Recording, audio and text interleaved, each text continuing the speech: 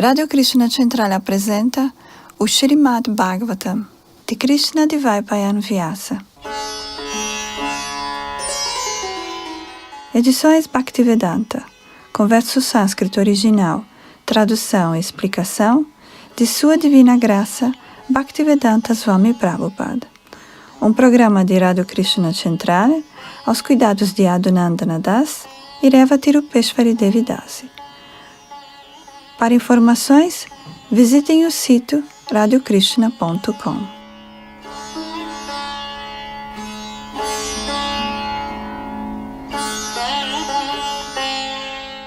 Canto 1, capítulo 11, verso 35. Saesha naralokesmin avatirana svamayaya reme stri ratnakutastho bhagavan prakrito yatha. Tradução. Esta suprema personalidade de Deus, Shri Krishna, por sua misericórdia sem causa, apareceu neste planeta através de sua potência interna e divertiu-se entre mulheres competentes como se estivesse ocupado em afazeres mundanos. Significado. O Senhor casou-se e viveu como um chefe de família. Isso é certamente semelhante a uma ocupação mundana, mas quando sabemos que ele se casou com 16.108 esposas e viveu com elas separadamente em todos os palácios e em cada um deles, certamente isso não é mundano. Portanto, o Senhor, vivendo como chefe de família entre suas esposas competentes, nunca é mundano, e seu comportamento com elas nunca deve ser entendido como relação sexual mundana. As mulheres que se tornaram esposas do Senhor certamente não são mulheres comuns, porque obter o Senhor como esposo é resultado de tapácia ou austeridade, de muitos e muitos milhões de nascimentos. Quando o Senhor aparece em diferentes lokas ou planetas, ou neste planeta de seres humanos, ele revela seus passatempos transcendentais simplesmente para atrair as almas condicionadas a tornarem-se seus eternos servos, amigos, pais e amantes respectivamente, no mundo transcendental, onde o Senhor recíproca eternamente tais intercâmbios de serviço. Este serviço é pervertidamente representado no mundo material e interrompido prematuramente, resultando em dolorosa experiência. O ser vivo iludido, condicionado pela natureza material, não pode entender, devido à ignorância, que todas as relações nesse mundo mortal são temporárias e cheias de inebriamentos. Tais relações não podem nos ajudar a sermos perpetuamente felizes, mas se a mesma relação é estabelecida com o Senhor, então somos transferidos ao mundo transcendental após deixar este corpo material e nos tornamos eternamente relacionados com Ele na relação que desejamos.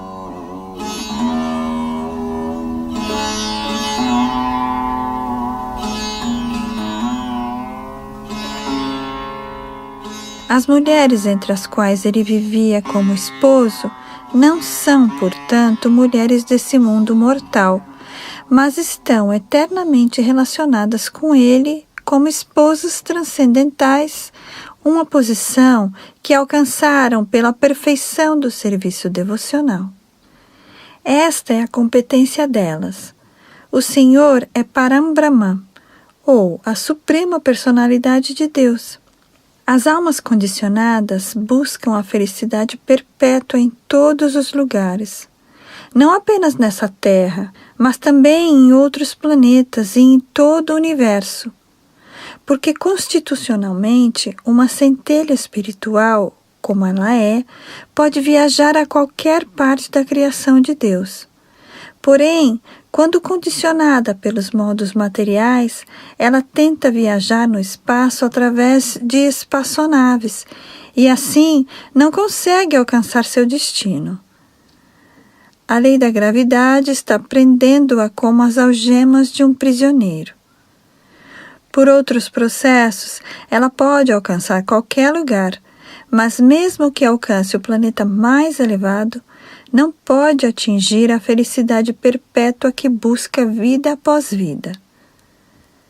No entanto, quando ela volta a si, busca a felicidade Brahman, tendo certeza que a felicidade ilimitada que ela procura jamais pode ser obtida no mundo material.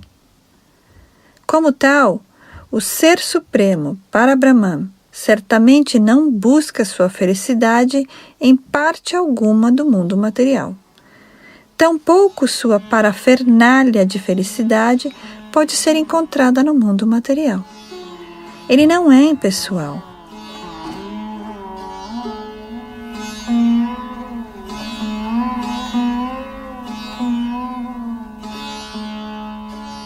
Por ser o líder e ser supremo entre inumeráveis seres vivos, ele não pode ser impessoal.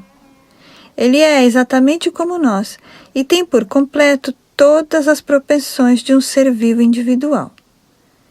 Ele se casa exatamente como nós, mas seu casamento não é mundano nem limitado por nossa experiência no estado condicionado. Suas esposas, portanto, parecem mulheres mundanas, mas de fato, todas elas são almas liberadas transcendentais, manifestações perfeitas da energia interna.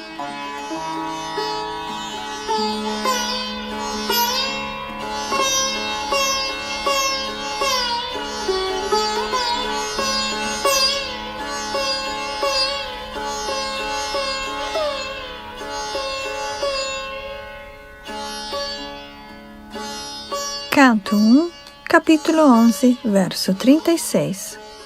Uddama bhava pishuna malaval guhasa Vriravaluka nihatu madanu piyasam Sammuhya chapam ajahat pramadottamasta Yasyendriyang vimathitung kuhakairana sheikuhu. Tradução.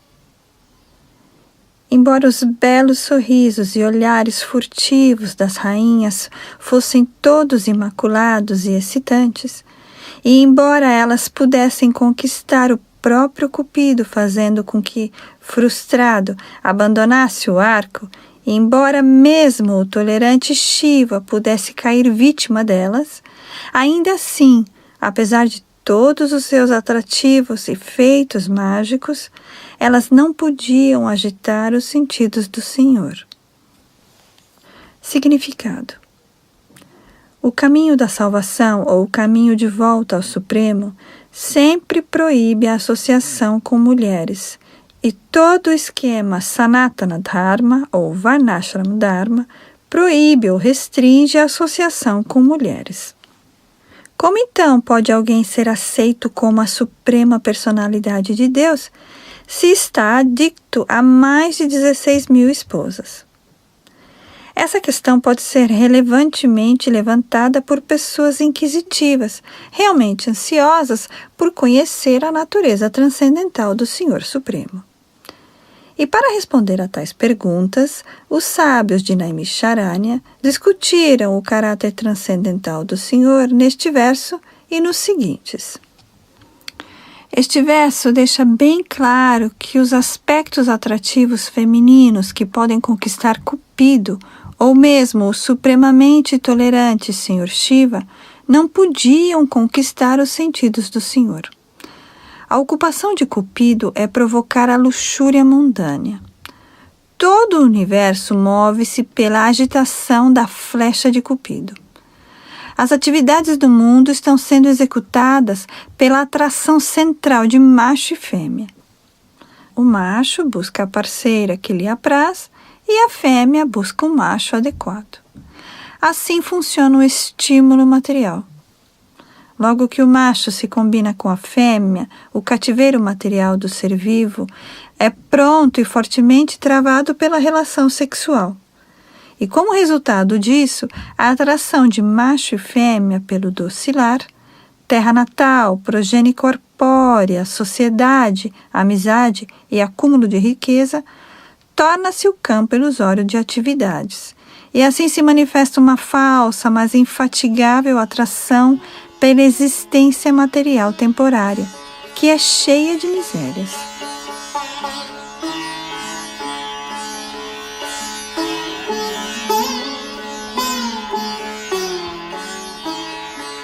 Portanto, aqueles que estão no caminho da salvação de voltar ao lar, de volta ao Supremo, são especialmente aconselhados por todas as instruções escriturais a se livrarem dessa parafernália de atração material. Isto só é possível através da associação com devotos do Senhor, que são chamados de Mahatmas. Cupido atira suas flechas nos seres vivos para deixá-los loucos em busca do sexo oposto, sem levar em consideração se o parceiro é verdadeiramente belo ou não. As provocações de Cupido estão acontecendo mesmo entre as sociedades bestiais, que são todas de má aparência segundo o conceito das nações civilizadas. A influência de Cupido se exerce mesmo entre as formas mais feias, para não falar das belezas mais perfeitas. O Senhor Shiva, que é considerado como o mais tolerante, também foi atingido pela flecha de Cupido, porque ele também ficou louco atrás da encarnação Mohini do Senhor e reconheceu-se derrotado.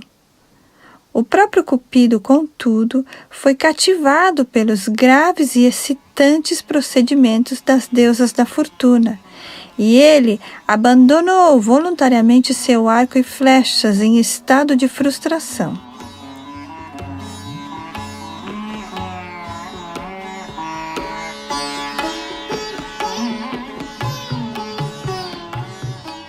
Assim era a beleza e a atração das rainhas do Senhor Krishna. Todavia, elas não podiam perturbar os sentidos transcendentais do Senhor. Isso porque o Senhor é todo perfeito, Atmarama, ou autossuficiente. Ele não precisa da ajuda alheia para sua satisfação pessoal. Portanto, as rainhas não podiam satisfazer o Senhor pelos seus atrativos femininos, mas elas satisfizeram-no por sua afeição e serviços sinceros. Somente pelo imaculado e transcendental serviço amoroso elas podiam satisfazer o Senhor, e o Senhor mostrou sua satisfação ao tratá-las como esposas em reciprocidade. Satisfazendo-se assim unicamente pelo serviço imaculado por elas prestado, o Senhor correspondia ao serviço assim como um esposo devotado.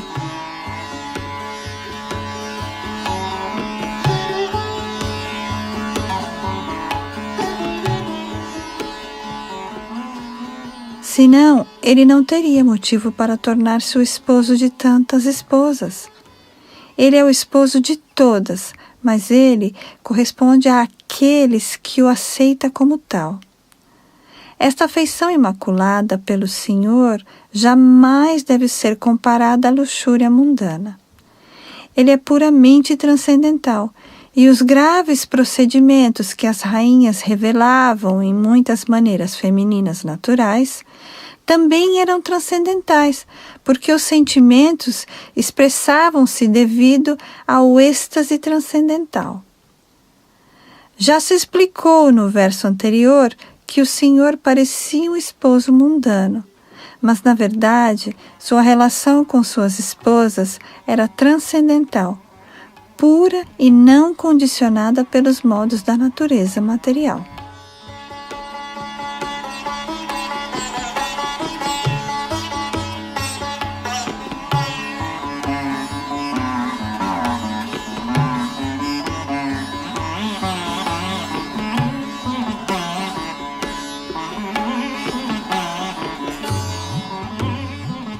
Canto 1, capítulo 11, verso 37.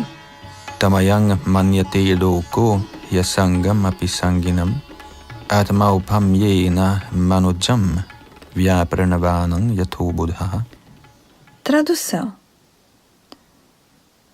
As almas condicionadas materialistas e comuns especulam que o Senhor é uma delas. Devido à sua ignorância, elas pensam que o Senhor é afetado pela matéria, embora ele seja desapegado. Significado. Aqui a palavra abhuta é significativa. Unicamente devido à ignorância, os argumentadores mundanos e tolos compreendem erroneamente o Senhor Supremo e divulgam suas imaginações imbecis entre as pessoas inocentes através da propaganda. O Supremo Senhor Shri Krishna é a original personalidade de Deus primordial, e quando esteve presente pessoalmente diante dos olhos de todos, ele manifestou completa potência divina em todos os campos de atividades. Conforme já explicamos no primeiro verso do Srimad Bhagavatam, ele é completamente independente para agir como lhe apraz, mas todas as suas ações são plenas de bem-aventurança, conhecimento e eternidade.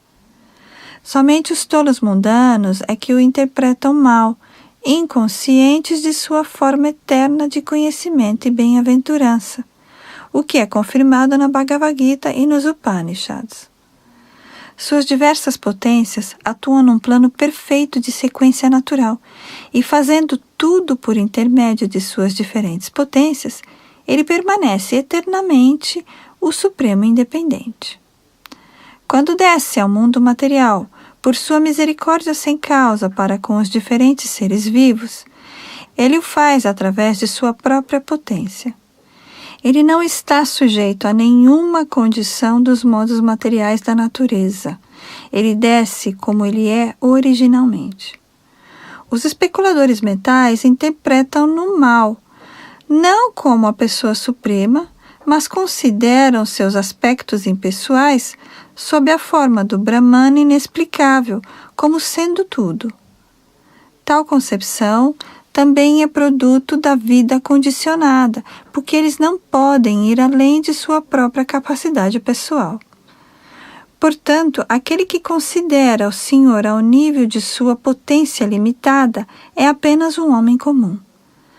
Tal homem não pode ser convencido de que a personalidade de Deus é sempre inafetada pelos modos da natureza material. Ele não pode entender que o Sol é sempre inafetado pela matéria infecciosa. Os especuladores mentais comparam tudo desde a perspectiva do conhecimento experimental deles próprios. Desse modo, quando o Senhor é encontrado agindo como uma pessoa comum no cativeiro matrimonial, eles consideram-no como um deles, sem considerar que o Senhor pode casar-se de uma só vez com 16.000 esposas ou mais. Devido a um pobre fundo de conhecimento, eles aceitam uma face da moeda, enquanto rejeitam a outra. Isso significa que unicamente devido à ignorância, eles sempre pensam que o Senhor Krishna é semelhante a eles mesmos e tiram suas próprias conclusões, que são absurdas e sem qualquer autenticidade, de acordo com a versão do Srimad Bhagavatam.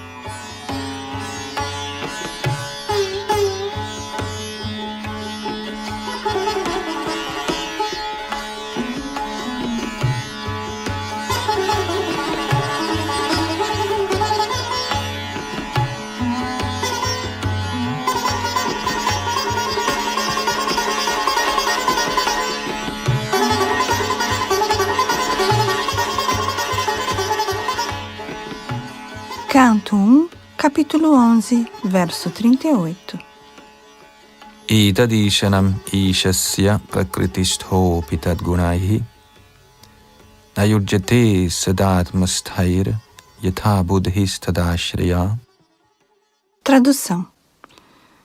Esta é a divindade da personalidade de Deus. Ele não é afetado pelas qualidades da natureza material, mesmo que esteja em contato com elas. De modo semelhante, os devotos que se refugiam no Senhor não se tornam influenciados pelas qualidades materiais. Significado.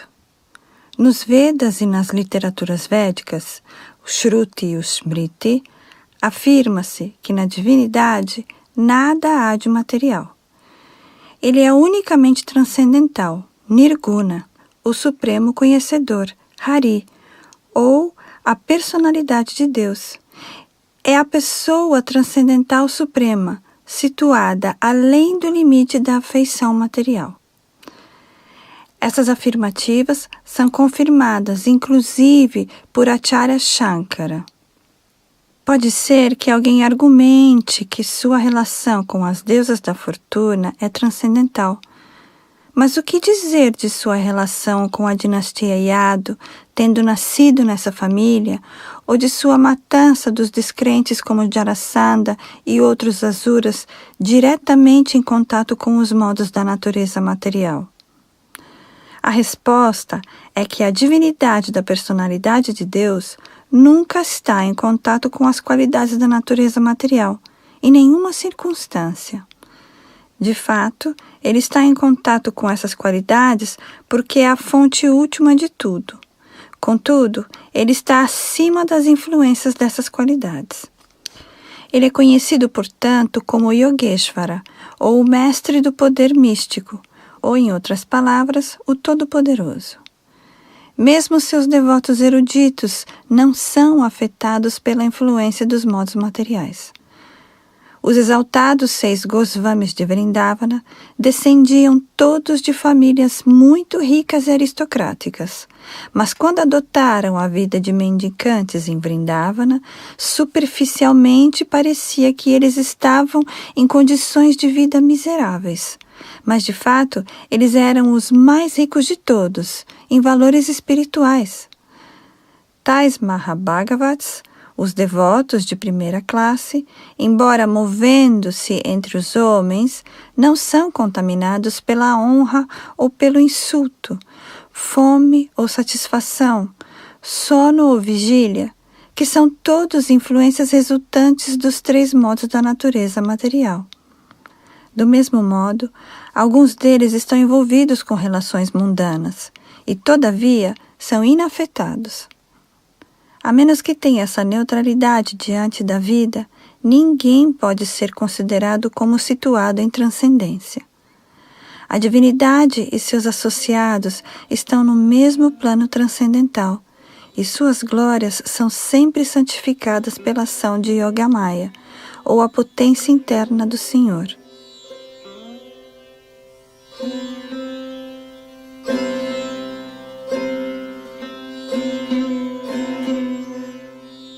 Os devotos do Senhor são sempre transcendentais, mesmo que às vezes aparentem estar caídos em seu comportamento. O Senhor declara enfaticamente no Bhagavad Gita, capítulo 9, verso 30, que mesmo que se encontre um devoto imaculado, caído devido a uma contaminação material anterior, ele deve, não obstante, ser aceito como plenamente transcendental, por estar 100% ocupado no serviço ao Senhor. O Senhor o protege sempre por causa da sua prestação de serviço a Ele, e as condições caídas devem ser consideradas como sendo acidentais e temporárias. Elas serão extintas em pouco tempo.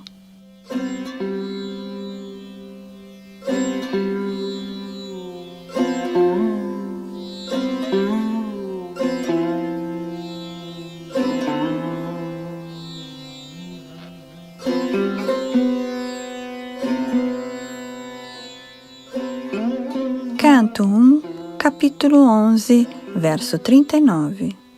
Tangaminiri balamurha strayanang chanuvratangraha apramana vido bharatur ishwarang matayo yatha. Tradução. As simples e delicadas mulheres verdadeiramente pensavam que o Senhor Shri Krishna, seu amado esposo, as seguia e estava dominado por elas. Elas eram inconscientes da extensão das glórias de seu esposo, assim como os ateístas são inconscientes dele como o controlador supremo. Significado: mesmo as esposas transcendentais do Senhor Shri Krishna não conheciam completamente as glórias impenetráveis do Senhor. Essa ignorância não é mundana, porque há certa influência da potência interna do Senhor no intercâmbio de sentimentos entre ele e seus devotos associados eternos. O Senhor intercambia relações transcendentais de 5 maneiras: como proprietário, como mestre, amigo, filho e amante. E em cada um desses passatempos, ele atua plenamente através da potência de Yogamaya, a potência interna. Ele representa exatamente como um amigo em nível de igualdade com os vaqueirinhos, ou mesmo com amigos como Arjuna. Ele representa exatamente como um filho na presença de Yashoda Mata. Ele representa exatamente como um amante na presença das donzelas vaqueirinhas. E ele representa exatamente como um esposo na presença das rainhas de Dvarka. Tais devotos do Senhor nunca pensam no Senhor como o Supremo, mas pensam nele exatamente como um amigo comum, um filho preferido, ou um amante ou um esposo muito querido ao coração e à alma.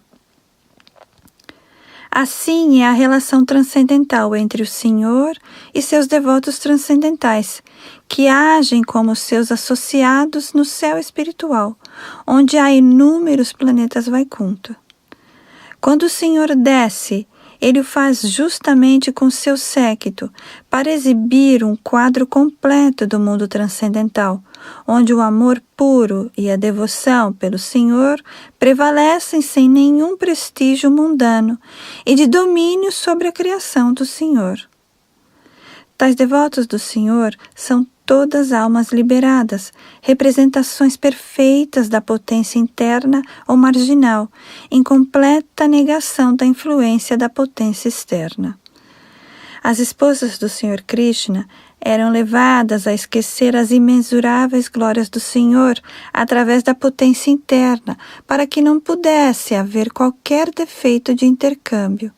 E elas tinham certeza de que o Senhor era um marido dominado, sempre a seguindo a lugares solitários. Em outras palavras, mesmo os associados pessoais do Senhor não o conhecem perfeitamente bem. O que então sabem os escritores de teses ou especuladores mentais sobre as glórias transcendentais do Senhor? Os especuladores mentais apresentam diversas teses quanto ao fato dele se tornar as causas da criação, os ingredientes da criação ou a causa material e eficiente da criação, etc. Mas tudo isso é apenas conhecimento parcial sobre o Senhor. Na verdade, eles são tão ignorantes como o homem comum. O Senhor só pode ser conhecido pela misericórdia dele mesmo e por nenhum outro meio. Mas uma vez que os relacionamentos do Senhor com suas esposas baseiam-se em amor e devoção puros e transcendentais, as esposas estão todas no plano transcendental, sem contaminação material.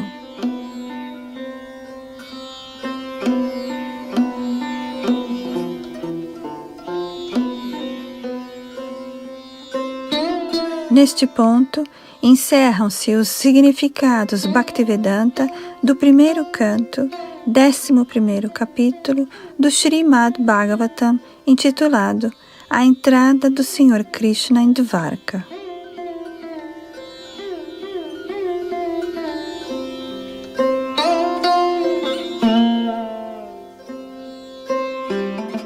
Canto 1, capítulo 12, o nascimento do imperador Parikshit. Verso 1. Shaunaka uvacha ashvatthama shrishtaina brahma shirshno tejasa uttaraya hato garbha ishena jivita punaha. Tradução. O sábio Shaunaka disse: O ventre de Uttara, mãe de Maharaj Parikshit, foi arruinado pela medonha e incrível arma Brahmastra lançada por Ashvatthama. Mas Maharaj Parikshit foi salvo pelo Senhor Supremo. Significado: os sábios reunidos na floresta de Naimisharanya perguntaram a Shuta Goswami sobre o nascimento de Maharaj Parikshit, mas no decorrer da narração, outros tópicos, como o lançamento da arma Brahmastra lançada pelo filho de Drona, sua punição por Arjuna, as orações da rainha Kunti, a visita dos Pandavas ao local onde Bhishmadeva estava deitado, suas orações e depois disso a partida do Senhor para Dvaraka foram discutidos. Sua chegada a Dvaraka e sua residência com 16.000 rainhas, etc., foram narradas. Os sábios estavam absortos em ouvir essas descrições, mas agora eles queriam voltar ao tópico original e assim Shonakarishi fez essa pergunta. Desse modo, o tema do lançamento da arma Brahmastra por parte de Ashvatthama é renovado.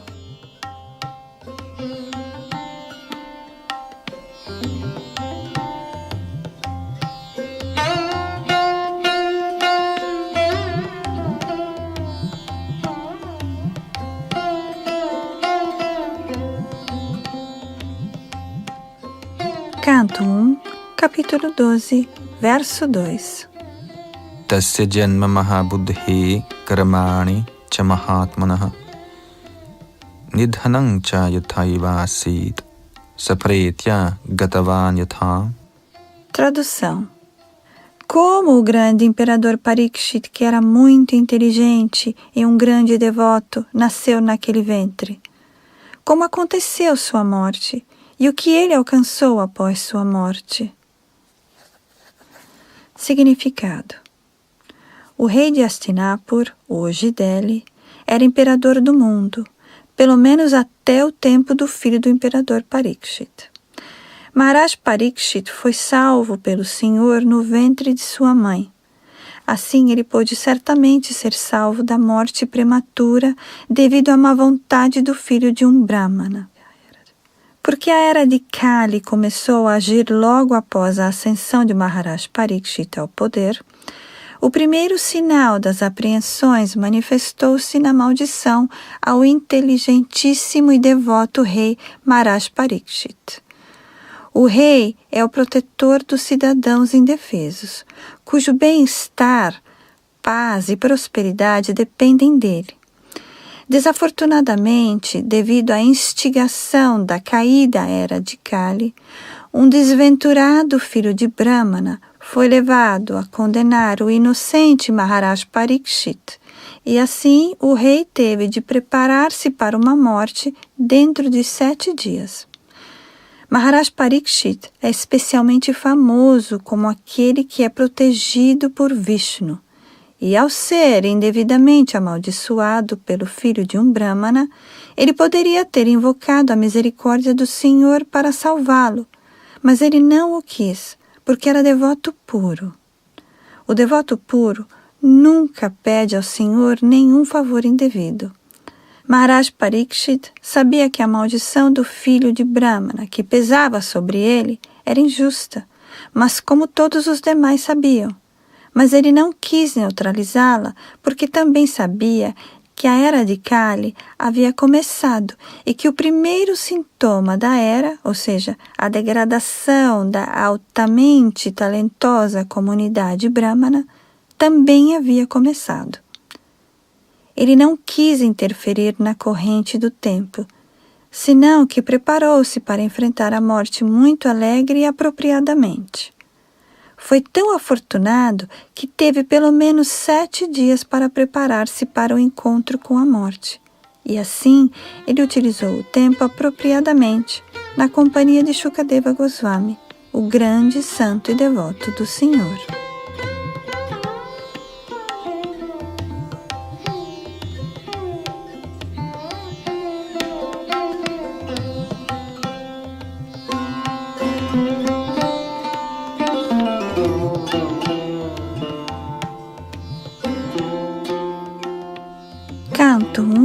capítulo 12, verso 3.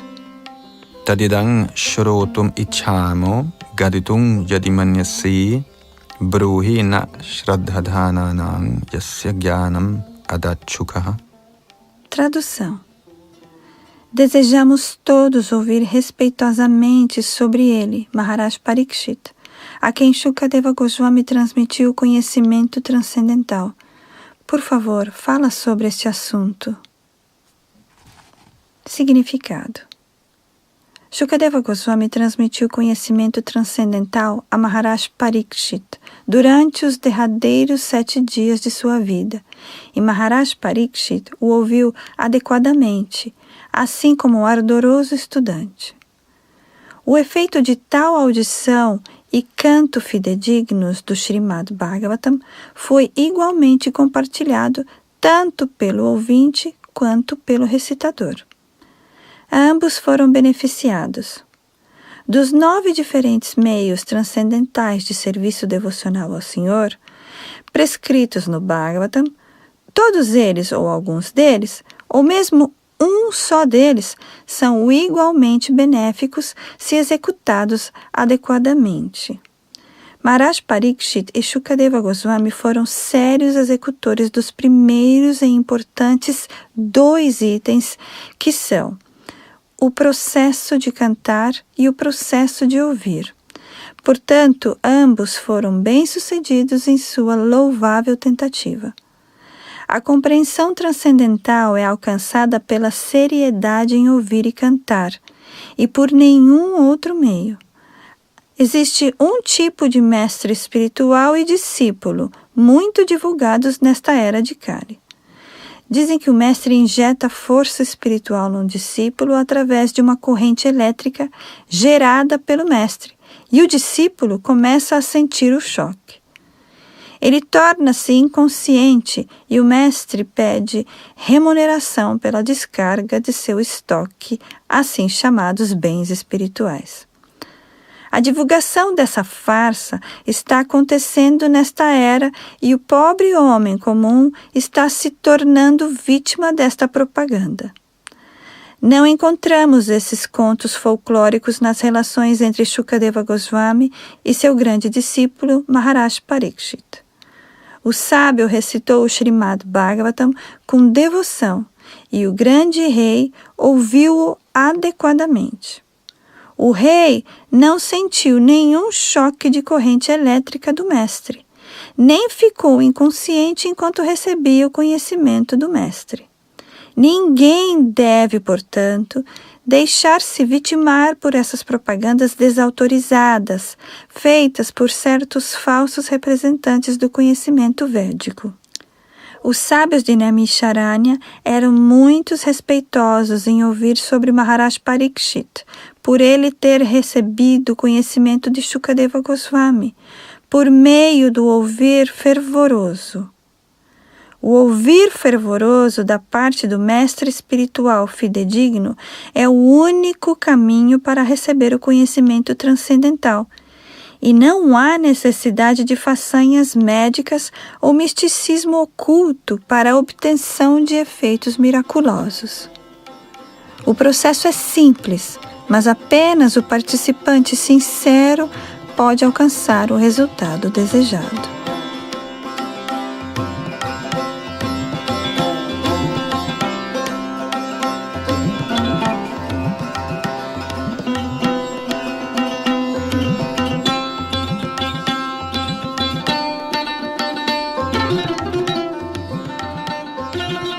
Canto 1, capítulo 12, verso 4.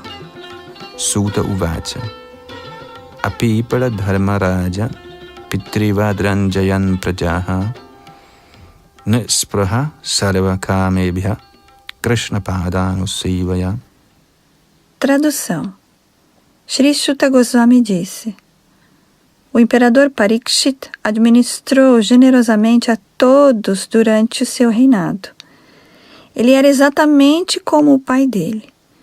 Ele não tinha ambição pessoal e estava livre de todas as espécies de gozo dos sentidos por causa de seu contínuo serviço aos pés de lótus do Senhor Shri Krishna. Significado. Como foi mencionado em nossa introdução, existe a necessidade da ciência de Krishna na sociedade humana para toda a humanidade sofredora do mundo. E nós simplesmente pedimos às personalidades que lideram todas as nações que adotem a ciência de Krishna para seu próprio bem, para o bem da sociedade, para o bem de todas as pessoas do mundo. Assim, isso confirma-se aqui através do exemplo de Maharaj Yudhishthira, a personalidade da bondade. Na Índia, as pessoas anseiam pelo Ramaraja, porque a personalidade de Deus foi o rei ideal e todos os outros reis ou imperadores da Índia controlavam o destino do mundo para a prosperidade de todos os seres vivos que nascessem na Terra. Aqui a palavra praja é significativa. O significado etimológico da palavra é aquilo que nasce. Na Terra há muitas espécies de vida, desde os seres aquáticos até os seres humanos perfeitos, e todos são conhecidos como prajas.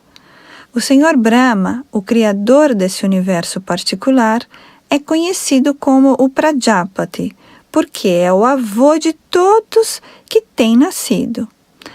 Desse modo, Praja é usado num sentido mais amplo que o usado atualmente. O rei representa todos os seres vivos, os seres aquáticos, as plantas, árvores, répteis, pássaros, animais e homens. Todos eles são partes integrantes do Senhor Supremo. Bhagavad Gita, capítulo 14, verso 4. E o rei, sendo o representante do Senhor Supremo, tem o dever de proteger a todos. Isso não acontece com os presidentes e ditadores do sistema desmoralizado de administração de hoje, onde os animais inferiores não recebem nenhuma proteção, enquanto os animais superiores recebem suposta proteção. Mas essa é uma grande ciência que só pode ser aprendida por alguém que conheça a ciência de Krishna. Conhecendo a ciência de Krishna, a pessoa pode tornar-se o ser humano mais perfeito do mundo. E a menos que se tenha conhecimento dessa ciência, todas as qualificações e diplomas de doutorado adquiridos através da educação acadêmica são estragados e inúteis. Maharaj Yudhishthira conhecia muito bem essa ciência de Krishna, pois aqui se afirma que, pelo contínuo cultivo dessa ciência, ou pelo contínuo serviço devocional ao Senhor Krishna, ele adquiriu a qualificação de administrador do Estado. Às vezes, o pai é aparentemente cruel com o filho, mas isso não significa que o pai perdeu sua qualificação de pai. Pai é sempre pai, porque ele sempre deseja de coração o bem do filho.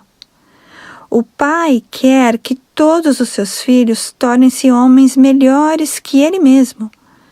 Portanto, um rei como Maharaj Yudhishthira, que era a personalidade da bondade, queria que todos, sob sua administração, especialmente os seres humanos que têm consciência mais bem desenvolvida, se tornassem devotos do Senhor Krishna, para que todos pudessem livrar-se da mesquinhez da existência material.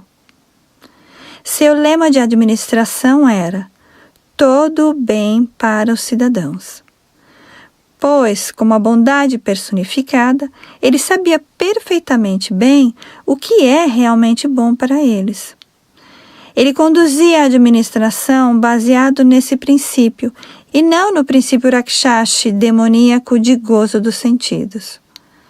Como rei ideal, ele não tinha ambição pessoal, e não havia lugar para o gozo dos sentidos, porque todos os seus sentidos estavam ocupados a cada momento no serviço amoroso ao Senhor Supremo, que inclui o serviço parcial aos seres vivos, que formam partes integrantes do todo completo.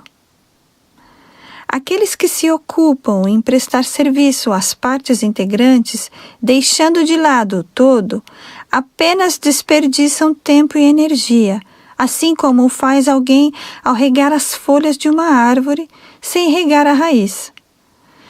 Se vertemos água na raiz, as folhas vivificam-se perfeitamente e automaticamente.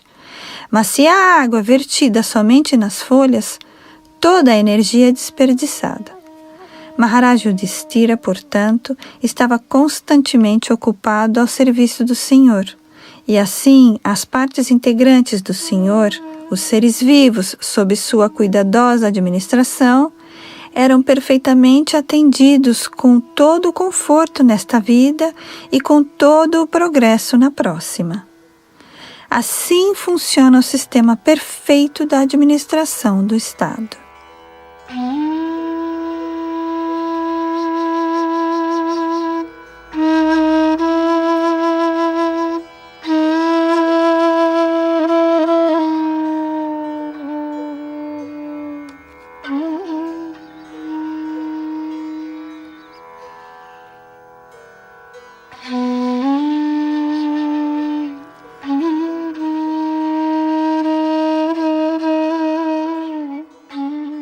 Canto 1, capítulo 12, verso 5. Sampada Kartavodoka Mahsi Brataro Mahi Jambudvipadipatyaং cha Yashascha Trividangatam. Tradução. Até mesmo aos planetas celestiais chegaram as notícias sobre as posses mundanas de Maharaj Yudhishthira, os sacrifícios pelos quais ele alcançaria um destino melhor, sua rainha, seus irmãos vigorosos, seu extenso território, sua soberania sobre o planeta Terra, sua fama e assim por diante. Significado. Somente o nome e a fama de um homem grande e rico são conhecidos por todo o mundo. E o nome e a fama de Maharaj Yudhishthira alcançaram os planetas superiores por causa de sua boa administração, posses mundanas, sua gloriosa esposa Draupadi, a força de seus irmãos Bhima e Arjuna e seu sólido poder soberano sobre o mundo, conhecido como Jambudvipa. Aqui a palavra loka é significativa. Existem diferentes lokas, ou planetas superiores espalhados por todo o céu, tanto material quanto espiritual. Uma pessoa pode alcançá-los em virtude de seu trabalho na vida atual, como se afirma na Bhagavad Gita, capítulo 9, verso 25. Nenhuma entrada forçada é permitida ali. Os mesquinhos cientistas e engenheiros materiais que têm descoberto veículos para viajar por alguns milhares de quilômetros no espaço exterior não terão ali entrada permitida. Esse não é o modo de alcançar melhores planetas. A pessoa deve qualificar-se para entrar em tais planetas felizes através do sacrifício e do serviço. Aqueles que são pecaminosos a cada passo da vida podem esperar apenas serem degradados à vida animal para sofrer cada vez mais as dores da existência material. Isso também afirma Bhagavad Gita, capítulo 16, verso 19. Os bons sacrifícios e as qualificações de Maharaj Yudhishthira eram tão majestosos e virtuosos que mesmo os residentes dos planetas celestiais superiores já estavam preparados para recebê-lo como um deles.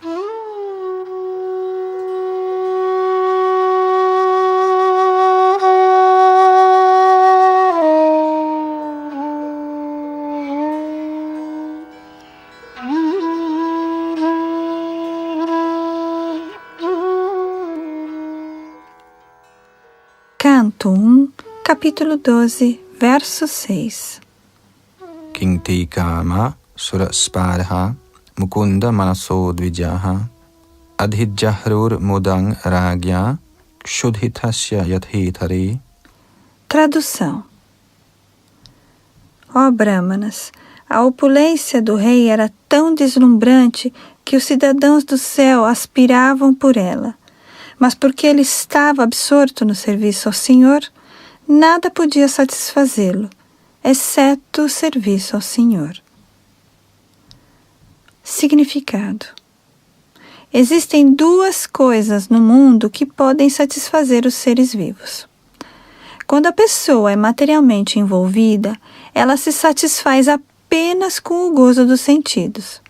Mas quando ela é liberada das condições dos mundos materiais, ela se satisfaz somente prestando serviço amoroso para a satisfação do Senhor. Isso significa que o ser vivo é constitucionalmente um servidor, e não aquele que é servido. Estando iludida pelas condições da energia externa, a pessoa pensa falsamente que é servida, mas na verdade ela não é servida. Ela é o servo dos sentidos, como a luxúria, o desejo, a ira, a avareza, o orgulho, a loucura e a intolerância. Quando a pessoa retorna à razão pela aquisição de conhecimento espiritual, ela compreende que não é o senhor do mundo material, mas é apenas servo dos sentidos. Nesse momento, ela implora para servir ao Senhor e assim tornar-se feliz, e não se deixe iludir pela assim chamada felicidade material. Maharaj Yudhishthira era uma das almas liberadas, e, portanto, para ele, não constituía prazer um vasto reino, uma boa esposa, irmãos obedientes, súditos felizes e um mundo próspero. Essas bênçãos seguem automaticamente um devoto puro, mesmo que o devoto não aspire a elas. O exemplo aqui estabelecido é perfeitamente adequado. Está dito que aquele que está com fome jamais se satisfaz com outra coisa que não seja comida.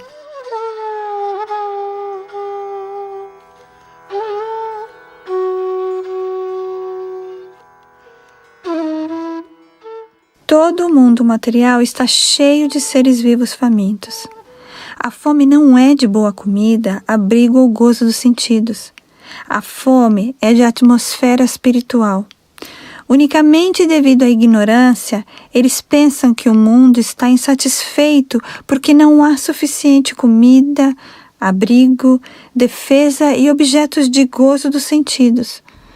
Isso chama-se ilusão. Enquanto o ser vivo está faminto de satisfação espiritual, ele é erradamente representado como materialmente faminto. Mas os líderes tolos não podem ver que mesmo as pessoas que são materialmente satisfeitas com mais suntuosidade ainda estão famintas. E qual é sua fome ou pobreza? Essa fome é verdadeiramente de alimento espiritual, abrigo espiritual, defesa espiritual e deleite espiritual dos sentidos.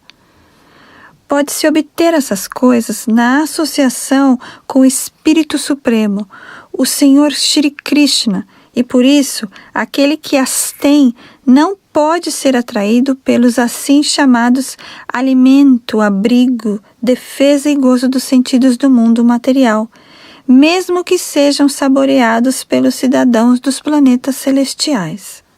Portanto, na Bhagavad Gita, capítulo 8, verso 16, o Senhor diz que mesmo no planeta mais elevado do universo, que é Brahmaloka, onde a duração de vida é multiplicada por milhões de anos de acordo com os cálculos da Terra, não podemos satisfazer nossa fome. Essa fome só pode ser satisfeita quando o ser vivo situa-se em imortalidade, a qual é alcançada no céu espiritual, muito, muito acima de Brahmaloka, na companhia do Senhor Mukunda, o Senhor que concede a seus devotos o prazer transcendental da liberação.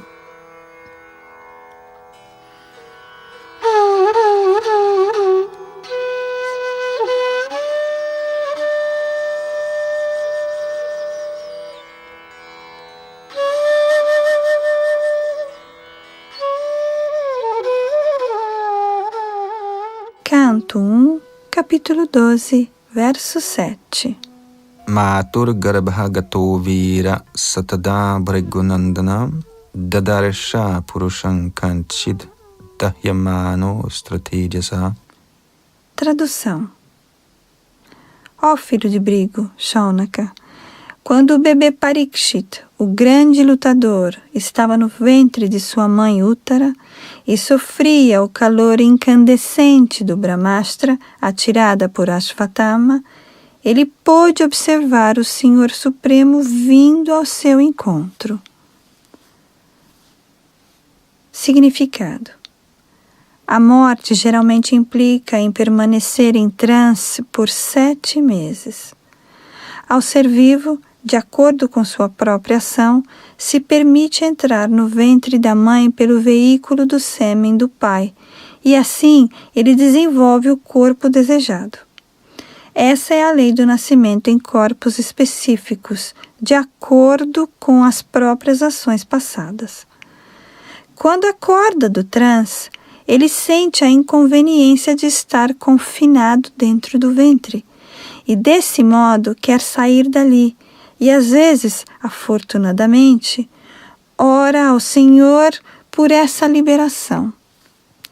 Maharaj Parikshit, quando no ventre de sua mãe, foi atingido pelo Brahmastra lançado por Ashvatthama e estava sentindo o calor escaldante. Mas porque era um devoto do Senhor, o Senhor apareceu de imediato dentro do ventre, através de sua energia poderosa, e a criança pôde ver que alguém tinha vindo para salvá-la. Mesmo naquela condição desamparada, o bebê Parikshit aguentou a insuportável temperatura do Brahmastra, por ser, por natureza, um grande lutador. Esta é, pois, a razão de se usar a palavra vira.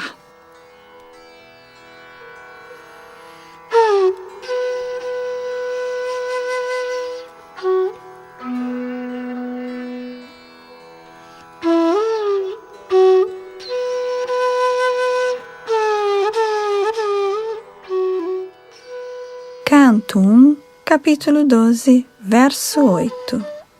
Angushtamatram amarang sphurat puratamaulinam apivya darshanang shyamang taridvasanam achutam. Tradução. Ele, o Senhor, tinha a altura de apenas 1 polegar, mas era completamente transcendental. Tinha um corpo muito belo, anegrado e infalível, e vestia uma roupa amarelo cintilante e um elmo de ouro fulgurante. A criança ouvia dessa maneira. Canto 1, capítulo 12, verso 9. Shrimad dirgha chaturbahum taptakanchana kundalam kshatajak gada panim atmana saravato disham paribhramantam ulkabham brahmayantam gadangamuhu. Tradução. O Senhor estava enriquecido com 4 braços, brincos de ouro fundido e olhos ardendo em fúria. Conforme ele caminhava, sua massa constantemente circundava-o, como uma estrela cadente. Significado. No Brahma Samhita, capítulo 5, se diz que o Senhor Supremo Govinda, através de uma porção plenária sua, entra no halo do universo e distribui-se como Paramatma, ou a super-alma, não apenas dentro do coração de cada ser vivo, como também dentro de todos os átomos dos elementos materiais. Assim, o Senhor é onipenetrante através de sua potência inconcebível, e desse modo ele entrou no ventre de Uttara para salvar seu amado devoto Maharaj Parikshit. No Bhagavad Gita, capítulo 9, verso 31, o Senhor garantiu a todos que seus devotos jamais serão destruídos. Ninguém pode matar um devoto do Senhor, porque ele é protegido pelo Senhor, E ninguém pode salvar uma pessoa que o Senhor queira matar. O Senhor é todo-poderoso e, portanto, Ele tanto pode salvar quanto matar, como lhe aprouver. Ele tornou-se visível para seu devoto Maharaj Parikshit, mesmo naquela posição incômoda, no ventre de sua mãe, sob uma forma exatamente adequada à sua visão. O Senhor pode tornar-se maior que milhares de universos e, ao mesmo tempo, pode tornar-se menor que um átomo. Misericordioso como é, Ele adapta-se perfeitamente à visão do ser vivo limitado. Ele é ilimitado. Ele não é limitado a nenhuma medida de nosso cálculo. Ele pode tornar-se maior do que aquilo que possamos imaginar e pode tornar-se menor que aquilo que possamos conceber. Mas em todas as circunstâncias, Ele é o mesmo Senhor Todo-Poderoso.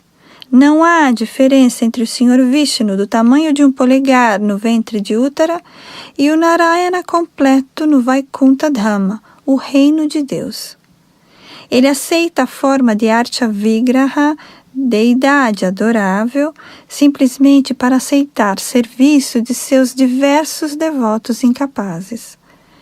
Pela misericórdia da Archa Vigraha, a forma do Senhor em elementos materiais, os devotos que estão no mundo material podem facilmente aproximar-se do Senhor, embora Ele não seja concebível pelos sentidos materiais. Portanto, a Archa Vigraha é uma forma completamente espiritual do Senhor, a ser percebida pelos devotos materiais. Essa Archa Vigraha do Senhor jamais deve ser considerada como material. Para o Senhor não há diferença entre material e espírito, embora haja um abismo de diferença entre os dois no caso do ser vivo condicionado. Para o Senhor não há nada senão existência espiritual, e semelhantemente não há nada exceto existência espiritual para o devoto puro do Senhor, em sua relação íntima com o Senhor.